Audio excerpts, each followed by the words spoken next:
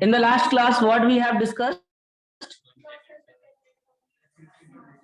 Process dependent on heat capacity. वो मैंने IUPAC sign convention बता दिया था ना। और मैंने आपसे कहा था कि हीट को अपन दो तरीके से निकाल सकते हैं। मतलब जब हीट निकालेंगे या तो हीट कैपेसिटी हमको पता होना चाहिए। Process dependent of heat capacity में इसमें मैंने आइसोथर्मल और एडियाबैटिक के बारे में बता दिया था, आइसोकोरिक भी बता दिया था। इसमें लास्ट पॉइंट ये मेंशन कर लेना, पॉइंट नंबर 4। बाकी जो लोग स्क्रीनशॉट ले रहे हैं स्क्रीनशॉट ले लेना, जो लिख पाए तो लिख लेना और नहीं लिख पाए तो क्लास की रिकॉर्डिंग से आप लिख लेना। आइसोबेरिक प्रोसेस क्या होता है? आइसोबेरिक प्रोसेस जिसमें क्या कांस्टेंट है? प्रेशर कांस्टेंट है। तो इस टाइम पे जब आप निकालोगे सीपी, तो सीपी जो हमारे पास होगा, देखो सीवी लिखा जाता है वॉल्यूम कांस्टेंट के लिए और सीपी किसके लिए? प्रेशर कांस्टेंट के लिए लिखा जाता है। तो इसको अपन लिखेंगे dq बाई dt और इस पे पूरा जो भी हमारे प्रेशर क्या चल रहा है, कांस्टेंट चल रहा है। बात समझ में आ गई? अब एक बात और, हम लोग इसको ऐसा भी तो लिख सकते हैं कि Cp इज इक्वल टू हमारे पास dq eight constant pressure upon dt। ये भी तो लिख सकते हैं, बताओ कोई दिक्कत तो नहीं है इसमें? अब मैं इस चीज में ना इस पार्ट को मैं लिख सकता हूं, this particular part will be enthalpy. ये क्या हो जाएगा? एंथैल्पी। अच्छा, डेल्टा एच को ना मैं डीएच से लिख दे रहा, स्मॉल चेंज दिखा रहा हूं इसलिए। तो ये हमारे पास जो सीपी होगा it will be DH by dt, इतना आ जाए सीपी का वैल्यू। तो take the screenshot of this page. ये सीपी हमारे पास जो है ये molar heat capacity at constant pressure. अब हम लोग आगे बढ़ते हैं। जो भी हम लोग अभी तक पढ़ रहे हैं ना, याद रखना कि अभी सारे फंडामेंटल्स ही चल रहे हैं। अभी थर्मोडायनेमिक्स में अपन घुसे नहीं है पूरी तरह, अभी सब फाउंडेशन चल रहा है। लगभग 8-10 लेक्चर में फाउंडेशन होता है, उसका 3-4 क्या हुआ और उसके बाद फिर थर्मोडायनेमिक्स में तो आप बहुत कुछ पढ़ चुके होंगे, बहुत डीप में आपका थर्मोडायनेमिक्स चलता रहेगा। पर यहाँ कोशिश ये रहेगी कि वो स्ट्रॉन्ग पॉइंट बन जाए, क्योंकि अगर फंडामेंटल्स क्लियर नहीं है तो थर्मोडायनेमिक्स में फील नहीं आती अंटिल आपके ऊपर कोई गर्म पानी न डाल दे, तो फील एकदम से आती, वो तो हीट पूरा ट्रांसफर हो जाता उसमें तुरंत। हाँ, सीपी एंड सीबी इनके बीच में क्या रिलेशन होता? हाँ, क्या होता है ये देखो, क्या होता है? CP minus CV equal to R. यहाँ ये कौन सा फॉर्मूला कह रहा था? ये मेयर्स रिलेशन। ये आप लोगों ने प्रूव शायद किया हो, मेयर्स रिलेशन, मेयर्स फॉर्मूला। ये पूरा मतलब एक डेरिवेशन। नहीं, हम नहीं कराएंगे हम कराने ही नहीं वाले। ये CP upon CV equal to gamma भी तो होता था, याद है ना? गामा को अपन क्या बोलते थे? जहरीला रेशियो ना, अरे पॉइजन रेशियो। हाँ, और अच्छा यहां से एक बात और कह सकते हो कि CP equal to gamma into CV, ये भी तो कह सकते हो। अब एक बात बताओ, मैं अगर इस वैल्यू को इधर उठा के ले जाऊं तो क्या एक रिलेशन प्रूफ कर सकता हूं यहां से? मतलब एक नया रिलेशन निकाल सकता हूं बिटवीन गामा सीबी और आर? बताओ भाई। हाँ, बस यस सर ही नहीं निकल रहा उनके मुंह से। देखो सीपी की जगह पे अपन लिख सकते हैं CV into gamma minus CV it is equal to R, और अगर आप सीबी भी कॉमन ले लो तो क्या बचेगा? गामा माइनस इक्वल टू, तो सीबी इक्वल टू क्या जाएगा? R upon gamma minus. क्या समझ में आ गया ये? अच्छा, in place of CV I can write what? मैं सीबी के प्लेस पे क्या लिख सकता हूं बताओ? मैं इसमें क्या लिख सकता हूं बेटा? मैं लिख सकता हूं कि CV is equal to CP upon gamma. तो मैं इसकी जगह अगर मैं सीपी अपॉन गामा लिख दूं तो it is equal to R upon gamma minus, और आई कैन से कि CP is equal to gamma into R upon gamma minus. अच्छा, इस चीज को ना एक और तरीके से भी लिखा जा सकता है। गामा को अगर आप इधर डिवाइड में ले जाओगे तो 1 माइनस 1 अपॉन गामा बचेगा, या 1 माइनस गामा इनवर्स हो जाएगा। भाई ऐसे उल्टे सीधे फॉर्मूले अपन खुद ही बना ले, कोई दिक्कत वाली बात लेना। अच्छा, यहाँ जो गामा हमारे पास पॉइजन रेशियो होता है वो डिग्री ऑफ फ्रीडम। क्या होता है डिग्री ऑफ फ्रीडम? वाह, डिग्री ऑफ फ्रीडम क्या होता है? हाँ, किस तरह की मोनो एटॉमिक, डायटोमिक या ट्राई एटॉमिक, किस तरह की गैस है। तो ये जो हमारे पास गामा होता है depends on degree of freedom. तो गामा इक्वल टू अपन कहते हैं 1+2 अपॉन एफ, 1+2 अपॉन, ये याद रखना यहाँ एफ क्या है, degree of freedom, degree of freedom. तो आज जो हम लोग सीख रहे हैं, बस हमारा जो मेन पर्पस होगा वो हीट को अच्छे से समझना होगा, और साथ में अपन इंटरनल एनर्जी आज कोशिश करेंगे कि इंटरनल एनर्जी को अपन कॉन्सेप्ट क्लियर कर ले, ताकि अपन एंथैल्पी तक धीरे धीरे पहुंच पाए।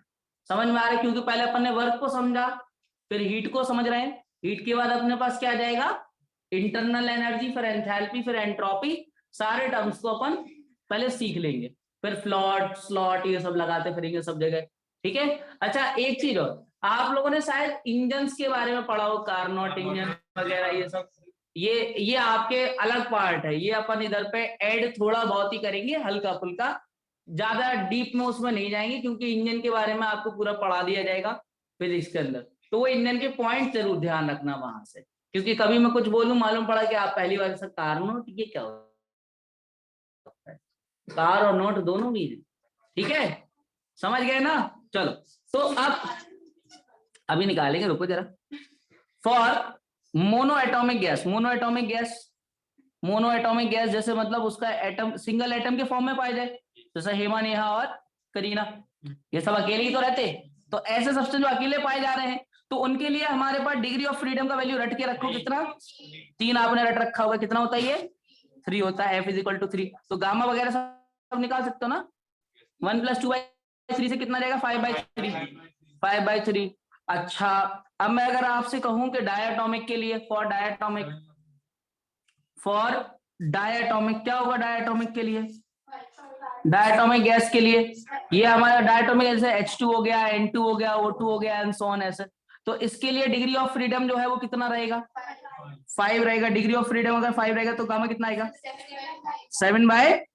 अच्छा मोनो एटॉमिक चल रहा हो, तो मोनो के लिए फिर अपन कितना लेके चलते हैं, तो सॉरी पॉली एटॉमिक की बात कर रहा हूँ, I am talking about for general, for poly atomic, या तो मोनोडाई हो, अगर पॉली एटॉमिक चल रहा होगा, जैसे पॉली एटॉमिक का मतलब ट्राई एटॉमिक या उससे ऊपर चल रहा होंगे, तो फिर क्या करेंगे अपन, फॉर पॉली एटॉमिक। तो पॉली एटॉमिक के केस में अपन सीधे एक ही याद रख लेंगे, degree of freedom, that is जैसे NH3 हो गया, या हमारे पास SO2 हो गया, इस तरह की गैसेस, तो इनके लिए अपन क्या है, डिग्री ऑफ फ्रीडम एक ही चले 6, तो इससे कितना आ जाएगा ये गामा, बोलो गामा कितना आ जाएगा, 1+2/6, यानी कि 1+1/3, कितना बेटा, 4/3। ये कैलकुलेशन आप कर लोगे ना, सभी से हो जाएगा, बोलो, ये सिंपल सिंपल सी चीज है। अब अच्छा इसमें ना मैंने ना यहाँ पीछे ना CP/CV नहीं निकाले, जैसे गामा मिल गया 5/3, तो आपको याद होगा, देखो मैंने यहाँ पे CV लिखा हुआ है, R/गामा-1, तो यहाँ से CV निकाला आएगा इन टर्म्स ऑफ R, बताओ भैया, अगर मैं CP निकालना चाहूँ तो वो भी मेरे पास गामा का वैल्यू अगर पता है तो निकाल सकता हूँ। तो क्या मोनो एटॉमिक और डायटोमिक या पॉली एटॉमिक के लिए अब आप CP और CV निकाल सकते हो इन टर्म्स ऑफ R, बात समझ में आ रही है, यहाँ कोई दिक्कत तो नहीं है किसी को भी। तो यहाँ आप शुरू से इन सब पेजेस की स्क्रीनशॉट ले सकते हो, पेज नंबर 1, ये पेज नंबर 2, पेज नंबर 3, 4, 5 का बाद में लेना, 5 का बाद में।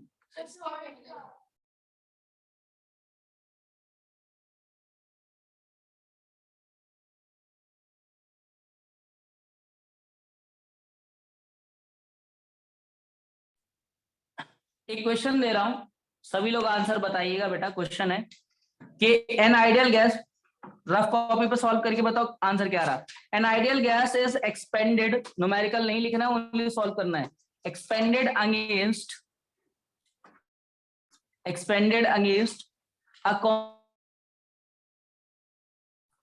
a pressure, a constant external pressure 5 5 bar from 10 liter to 110 liter, 10 liter to 110 liter. If heat capacity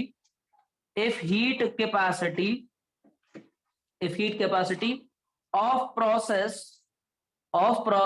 is 600 joule per Kelvin, and change in temperature इस 100 kelvin, कह रहा है calculate change in internal energy of gas, calculate change in internal energy, change in internal energy of gas. चल solve करो जरा, सोचो इसमें क्या हो सकता है।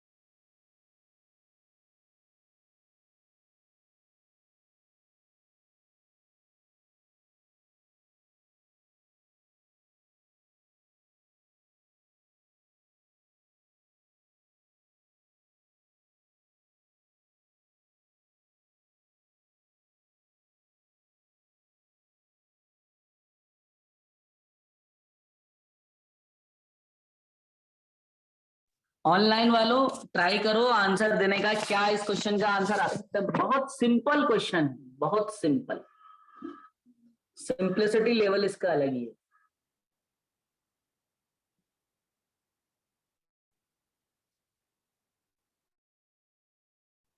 बस आप में से कोई भी मूर्ख बच्चा ये काम मत कर देना कि delta U is equal to लगा दे एनसीबी डेल्टा टी, ये मत लगा देना। हाँ तो फ्लॉट लगाओ ना, फ्लॉट लगा दो। फर्स्ट लॉग करो। उत्कर्ष भी आंसर दे दिया 5000 कुछ, अरे भाई 5000 जो भी है। देखो आंसर है केवल 10, कितना है 10 किलो जी। सुनो कैसे, एक बात बताओ, इसमें अपने को क्यू तो पता है ना, सॉल्यूशन में एक बार क्यू पता है ना अपने को, 600 जूल पर केल्विन ये दे रखा है अपने को क्यू का वैल्यू। अब ये किस में दे रखा है अपने को, जूल पर केल्विन। अगर इसको मुझे कन्वर्ट करना है किलो जूल के अंदर इसको, तो किलो जूल के लिए मैं क्या कर दूं इसको, अब जैसे ये 600 है, मैं सीधे सीधे बताऊं कि जूल पर केल्विन से कन्वर्ट करना है, केवल किससे डिवाइड कर दो, 1000 से नहीं, ओनली 10 से। किलो जूल में कन्वर्ट करना है अपने को, जूल पर केल्विन है ना, we have to convert into it what, मतलब देखो अगर मैं पहले 100 से मल्टीप्लाई कर दूं किसमें बचेगा, जूल में। भाई टेम्परेचर कितना चेंज हो रहा है, 100 का हो रहा है, तो मैं अगर 100 से मल्टीप्लाई कर दूं तो सीधे सीधे किस में कन्वर्ट हो गया, बात समझ में आ गई। अब जूल से हमें किस में जाना है, किलो जूल में, तो किलो जूल में अगर जाना है तो कितना बचेगा, मैं सीधे सीधे इसको क्या बना दूं, 1000 से डिवाइड करना पड़ेगा फिर भाई जूल से किलो जूल में जाने के लिए, तो वो 600 इंटू 100 बाई 1000, तो अल्टीमेटली कितना आ जाएगा, देखो 600 इंटू 100 बाई 1000, आप समझ गए ना, ये कितना देगा, ये अपने पास 60 किलो जूल आ गया, बात क्लियर है। अब हमें निकालना है वर्क, क्या निकालना है, वर्क निकालने के लिए अपन क्या कॉन्सेप्ट लगाएंगे, वर्क इक्वल टू, यहां से वर्क इक्वल टू अपन कॉन्सेप्ट लगाएंगे कि क्यू प्लस सॉरी ये वाला फॉर्मूला, तो पी इंटू डीवी, और कितना कितना चेंज आ रहा है, 10 टू 100, 110 ना, माइनस, हाँ प्रेशर कितना है यहाँ पर 5 बार में दे रखा है 5। अच्छा वी अपने पास अपने को पता है ना कि 110 माइनस 10 डायरेक्टली लिख दें। डीवी का इंटीग्रेशन वी, एक बार अपर लिमिट एक बार लोअर लिमिट, कितना आ जाएगा ये 500। ये किस में आ जाएगा अपने में, बार लीटर में आ जाएगा। अब इस बार लीटर को भी अपने को किस में कन्वर्ट करना है, जूल में, किलो जूल में। अगर किलो जूल में करना है तो मैं बस सीधे सीधे क्या करूं, इसको 10 से डिवाइड कर दूं, किस में कन्वर्ट हो जाएगा ये, किलो जूल में।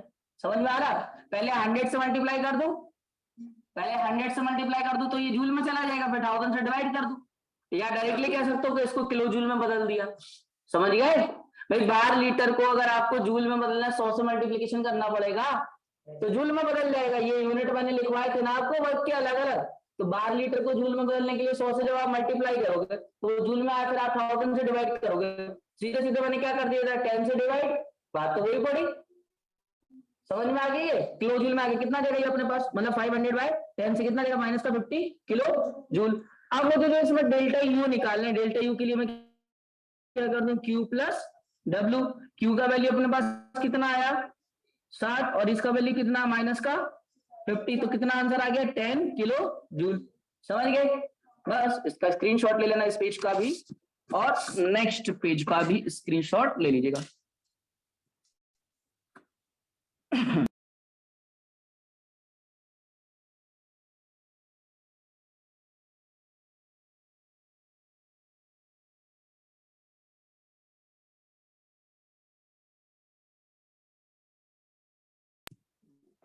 सुनो, next topic is internal energy. कोई बच्चा डिफाइन करना चाहेगा कि what is the meaning of internal energy?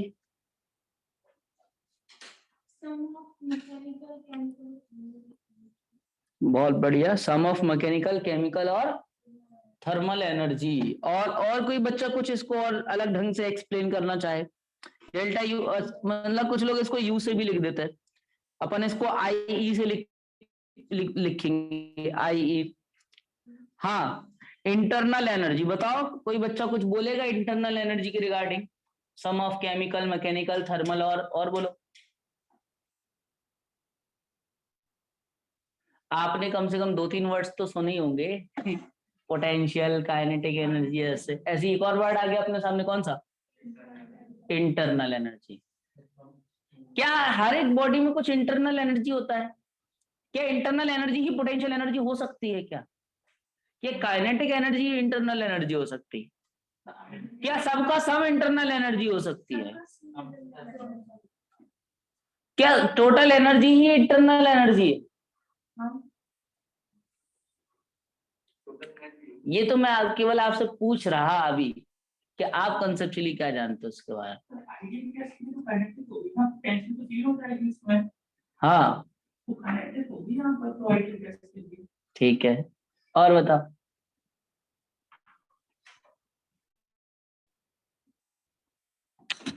एक मैं आपसे क्वेश्चन पूछूं,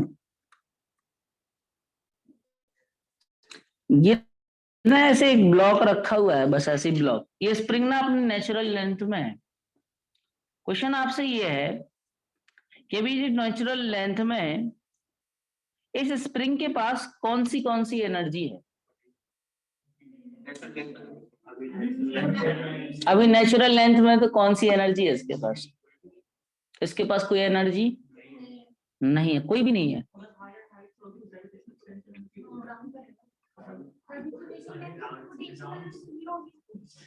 नहीं, चांद पर रख के बता रहे हैं इसको, लॉजिक अलग चला रहे हो। अच्छा, इस बॉक्स के पास कौन सी एनर्जी होगी?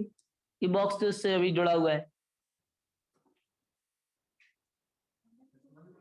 कांटेक्ट फोर्स हुआ है।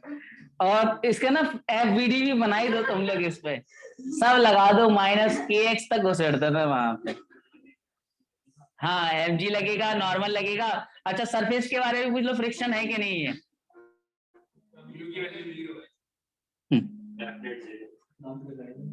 मतलब कॉमन सेंस वाली बातें कर ले जरा। नॉर्मल बात बताओ, ये इस ब्लॉक के पास, इस स्प्रिंग के पास कौन सी energy? Internal, vibrational, chemical, mechanical, जितने वर्ड्स आते सब बोल दो, इलेक्ट्रिकल, मैग्नेटिक। अच्छा क्या करूं मैं इस ना ब्लॉक पे थोड़ा सा वर्क कर दूं, इसको थोड़ा सा प्रेस कर दिया। अब इस पे जो आपने वर्क किया वो कौन से फॉर्म में इसमें स्टोर्ड हो गई वो एनर्जी, तो ये रिटर्न बैक मारेगा जब आप छोड़ोगे, कौन सी स्टेट में जाएगी वो, क्योंकि आपने उस पर कुछ ना कुछ। अच्छा वो अपनी जगह पे रुका हुआ था, अपनी जगह पे ना वो स्प्रिंग को खिसका रहा था ना कुछ कर रहा था, एक बैलेंस था। तो क्या किसी बॉडी के अंदर कोई एनर्जी होती नहीं है क्या? मतलब एक इंसान था ऐसे बैठा हुआ था, तो क्या उसमें कोई भी एनर्जी नहीं है? कौन कौन सी? Lots of. क्या बोलेंगे अपन? क्यों भाई? क्योंकि अभी अपन क्या मान के चलते भाई, एक एक सब्सटेंस है, तो वो सब्सटेंस छोटे छोटे पार्टिकल से बना होगा। हमको क्लास 9th में ना एक पॉइंट पढ़ाया गया होगा, याद है वो 9th में क्या पॉइंट पढ़ाया गया था, कि जो छोटे छोटे पार्टिकल से मिलकर बना होता है उसमें वाइब्रेशन होता रहता। अब अगर कोई इंसान वाइब्रेशन कर रहा है तो कुछ ना कुछ तो एनर्जी, भाई हल्का फुल्का तो काम चल ही रहा है, वाइब्रेशन ऐसे थोड़ी ना हो रहा है, तो उसके अंदर कुछ ना कुछ तो एनर्जी उसमें होगी। यानी कि बहुत सारे ऐसे कंपोनेंट हैं जो सब्सटेंस के अंदर एक एनर्जी को बना रहे हैं, मतलब बनती नहीं है एनर्जी, एक्चुअली उसमें एनर्जी है, क्योंकि वो एनर्जी कहीं ना कहीं से आई होगी। भाई एक बच्चा था, उसने कुछ फूड खाया, एनर्जी आ गई, क्योंकि वो कन्वर्ट हुआ। तो अब वो अलग अलग पोजीशन में अलग अलग वो तरह का वर्क कर पा रहा है। जैसे मैं आपसे कहूँ भाई आपके वेट लिफ्ट करने की कैपेबिलिटी 20 kg की है, तो हर पोजीशन में नहीं, मालूम पड़ा आपसे कहने नहीं आपको उल्टा टांग दे, आप 20 kg उठाओ, तो आपको नहीं वो तो चेंज हो गया, क्योंकि कुछ ना कुछ एनर्जी वो टंगने में भी तो चली गई अपनी।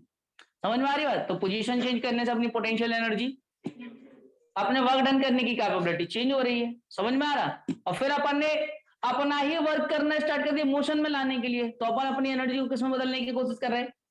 काइनेटिक में ना। भाई काइनेटिक एनर्जी कहीं होती तो है नहीं, ना पोटेंशियल एनर्जी होती, इंटरनल एनर्जी होती है। बहुत सारे सोर्सेस की वजह से जितने टाइप की एनर्जी का सम है, सारी सबका सम कितना क्या दे रहा है हमको? इंटरनल एनर्जी दे रहा है। और वही इंटरनल एनर्जी जो है वो किस में कन्वर्ट हो रही है अपनी? पोटेंशियल में, काइनेटिक में, अलग अलग में। या पोटेंशियल एनर्जी अंडर इन्फ्लुएंस हो जाती किसी फील्ड के। जैसे मान लीजिए मैं एक सिस्टम लू, एक सिस्टम में ना मैं ऐसे कर रहा हूं कि अगर क्लास खत्म हो जाए तो फिर से सेम लिंक से ज्वाइन कर लेना। ये इस तरह से मान लीजिए सिस्टम है, यहाँ ना एक पिस्टन लगा हुआ था, और इस पिस्टन पे ना इधर पे अपन ने ना एक आइडियल गैस भर दी। अब आइडियल गैस भर दी, आप पता क्या कर रहे हो, आपने ना इसको एक इन्फ्लुएंस में डाल दिया किसी फील्ड के, किसी भी फील्ड के, इट में भी इलेक्ट्रिकल, मैकेनिकल, किसी भी फील्ड के आपने इन्फ्लुएंस में डाल दिया। जैसे ही आपने इसको एक इन्फ्लुएंस में डाला, अंडर इन्फ्लुएंस ऑफ फील्ड, तो अगर आप कोई फील्ड अप्लाई कर दो तो क्या होगा कि इस पे कौन से इसको फीलिंग आएगी, कौन सी एनर्जी की आएगी इसकी वजह से, इन्फ्लुएंस ऑफ फील्ड की वजह से? पोटेंशियल। भाई आपकी पोजीशन की वजह से तो कौन सी फील आ रही है अपन को? पोटेंशियल आ रही है ना। पोटेंशियल चेंज हो रही है ना अपनी अलग अलग पोजीशंस की वजह से।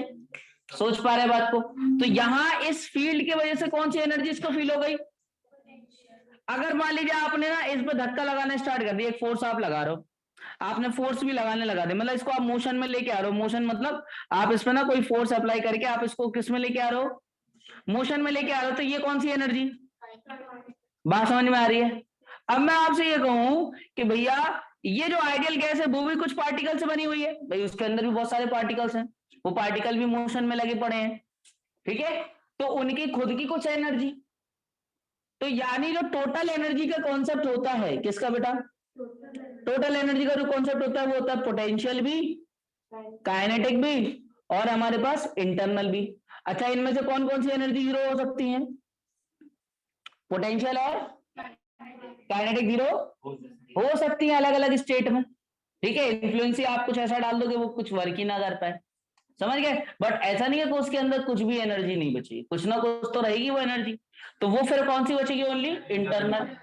इंटरनल एनर्जी जो होगी वो जो भी सब्सटेंस या जो भी सिस्टम है, वो सिस्टम टोटल नेट कितने पार्टिकल्स को लेके चल रहा है, टोटल नेट पार्टिकल्स, और उनकी वजह से आने वाली all possible type of energies, it में भी केमिकल, इट में भी मैकेनिकल, इट में भी हीट, सभी तरह की एनर्जीज वो पार्टिकल लेके आ सकते हैं। वही सारी एनर्जी क्या है?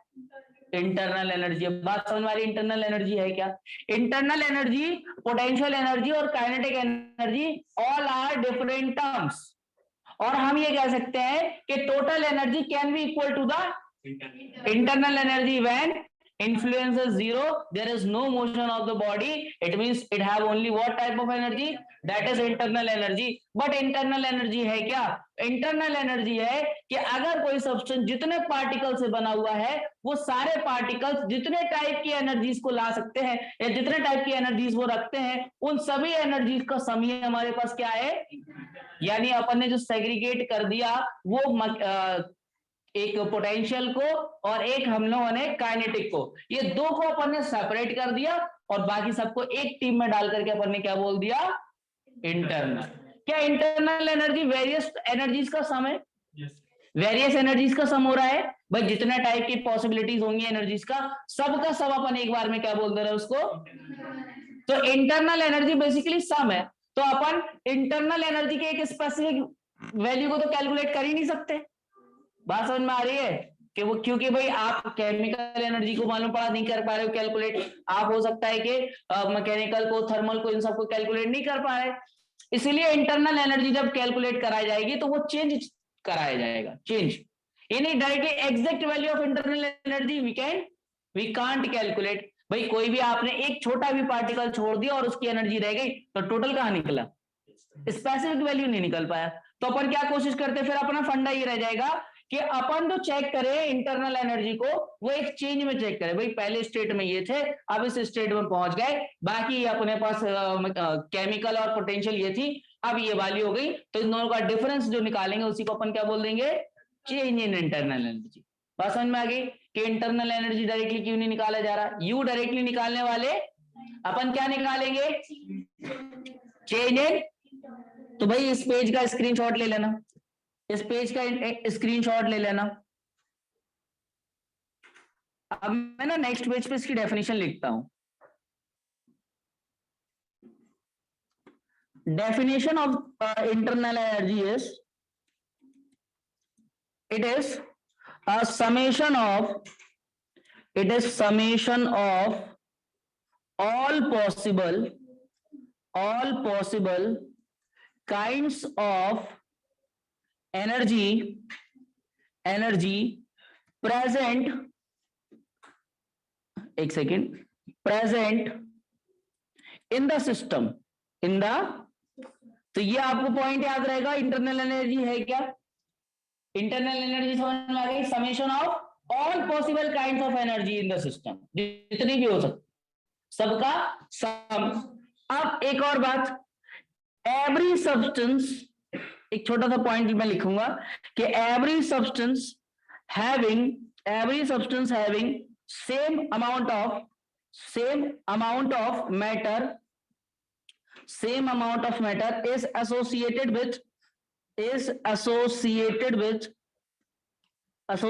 with a definite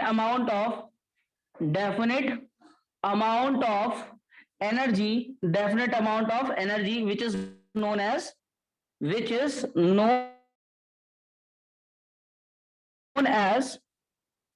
internal energy.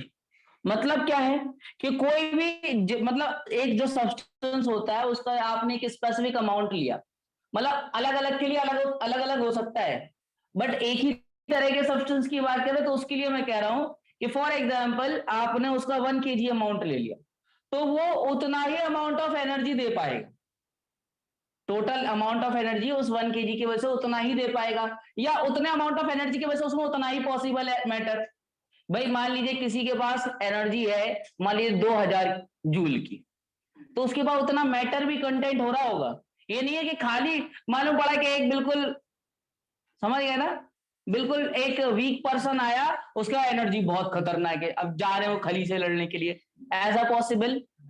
मतलब एनर्जी के साथ मैटर भी आ रहा है, इक्वल टू mc². तो आप पहले पढ़ चुके होगे, मतलब सुन चुके होगे, पढ़ा भले ही नहीं होगा. तो इस पेज का भी स्क्रीनशॉट ले लो ताकि मैं नेक्स्ट उस पर थोड़ा सा और इसके कुछ पॉइंट्स आपको बता पाऊं कि इंटरनल एनर्जी में क्या क्या हो रहा होगा. सुनो, ये मैं लिख रहा हूं, अच्छा नेक्स्ट क्लास में लिख रहा हूं मैं, मतलब इस क्लास को एंड करके मैं फिर से क्लास शुरू कर रहा हूं.